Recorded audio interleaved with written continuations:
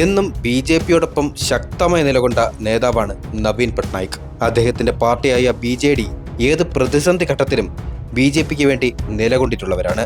ഒരു കാലത്ത് രാജ്യസഭയിൽ നിന്നും നിരവധി വിവാദ ബില്ലുകൾ പാസാക്കാൻ NDAയെ സഹായിച്ച കക്ഷിയാണ് BJD. രാജ്യസഭയിൽ BJD, YSRCP തുടങ്ങിയ കക്ഷികളുടെ ബലത്തിലായിരുന്നു ഒന്നും രണ്ടും മോദി സർക്കാരുകൾ പല വിവാദ ബില്ലുകളും പാസാക്കിയെടുത്തത്. കഴിഞ്ഞ ദിവസം രാജ്യസഭയിലെ പ്രധാനമന്ത്രി നരേന്ദ്രമോദിയുടെ മറുപടി പ്രസംഗം ബഹിഷ്കരിച്ച് പ്രതിപക്ഷം സഭ വിട്ടിറങ്ങിയിരുന്നു. മുൻ UPA അധ്യക്ഷ സോണിയാഗാന്ധിക്കെതിരെ പ്രധാനമന്ത്രി നടത്തിയ പരാമർശമാണ് പ്രതിപക്ഷ വാക്കൗട്ടിന് കാരണമായത്. അപ്പോഴാണ് NDA പോലും ഞെട്ടിച്ചുകൊണ്ട് രാജ്യസഭയിലെ 9 BJD MPമാരും പ്രതിപക്ഷ വാക്കൗട്ടിനൊപ്പം ചേരുകയായിരുന്നു. BJPക്കെതിരെ വിശാല പ്രതിപക്ഷ ഐക്യമായ ഇന്ത്യ രൂപീകരിച്ചപ്പോഴും ഈ കക്ഷികൾ സഹകരിച്ചിരുന്നില്ല. ഇന്ത്യ ഇതര കക്ഷിയായി തുടരുകയായിരുന്നു BJDയും YSRCP പാർട്ടിയും. എങ്കിലും രാജ്യസഭയിൽ അത്യാവശ്യ ഘട്ടങ്ങളിൽ BJPയുടെ സഹായത്തിനെത്തുകയും ചെയ്തിരുന്നു. എന്നാൽ ഇക്കഴിഞ്ഞ ലോക്സഭാ തെരഞ്ഞെടുപ്പോടെ സ്ഥിതിഗതികൾ ആകെ മാറി. ഒഡീഷയിൽ നവീൻ പട്നായിക്കിന്റെ നേതൃത്വത്തിലുള്ള BJD സർക്കാരിന്റെ തുടർഭരണത്തിന് അന്ത്യം കുറിച്ചത് BJPയാണ്. കൂടാതെ ലോക്സഭയിലേക്ക് BJDക്ക് ഒരു MPമാരെ പോലും വിജയിപ്പിക്കാനുമായില്ല.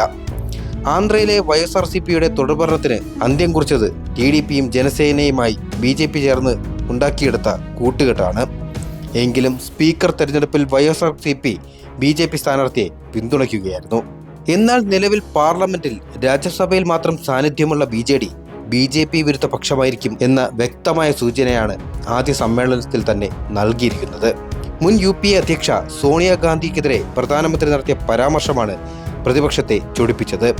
മുൻ സർക്കാരുകൾ ഓട്ടോ പൈലറ്റ്, റിമോട്ട് കൺട്രോൾ മോഡലുകളാണെന്ന പരാമർശത്തോടെയാണ് കോൺഗ്രസ് അധ്യക്ഷ സോണിയാഗാന്ധിയെ മോദി പരിഹസിച്ചത്.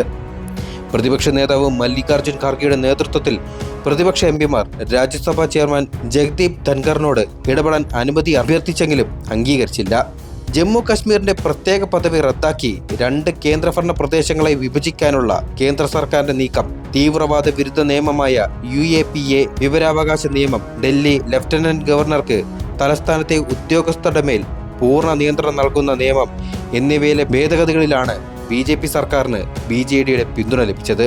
ഇക്കാലം അത്രയും BJPയിൽ നിന്നും കോൺഗ്രസിൽ നിന്നും തങ്ങൾ തുല്യ അകലത്തിലാണെന്നും വിഷയാടിസ്ഥാനത്തിലുള്ള പിന്തുണ മാത്രമാണ് കേന്ദ്രത്തിന് നൽകുന്നതെന്നും BJD വാദിച്ചിരുന്നു.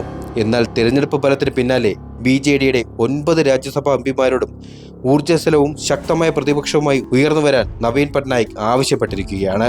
ഒഡീഷയുടെ താൽപര്യങ്ങൾ കേന്ദ്രം അവഗണിച്ചാൽ പാർട്ടി MPമാർ പ്രക്ഷോഭം നടത്താൻ തീരുമാനിച്ചതായി ഉപരിസഭയിലെ BJD നേതാവ് സുസ്മിത് പത്ര പറഞ്ഞു. BJD MPമാർ ഇത്തവണ പ്രശ്നങ്ങളിൽ മാത്രം ഒതുങ്ങില്ല.